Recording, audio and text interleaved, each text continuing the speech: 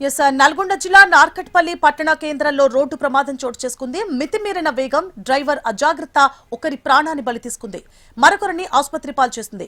నల్గొండ నుంచి అతివేగంగా వచ్చిన లారీ పట్టణ కేంద్రంలోని మాలుమూలుపు దగ్గర నియంత్రణ కోల్పోయింది.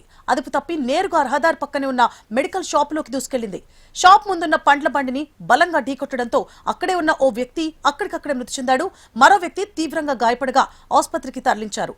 ప్రమాద ధాటికి లారీ క్యాబిన్ పూర్తిగా ధ్వంసమైంది. డ్రైవర్ క్యాబిన్లోని ఇరుక్కుపోవడంతో పోలీసులు 3 గంటల పాటు శ్రమించి అతనిని బయటికి తీశారు. డ్రైవర్ మద్యం మత్తులో ఉండడం వల్లే మూల మలుపును గమనించలేదని పోలీసులు భావిస్తున్నారు.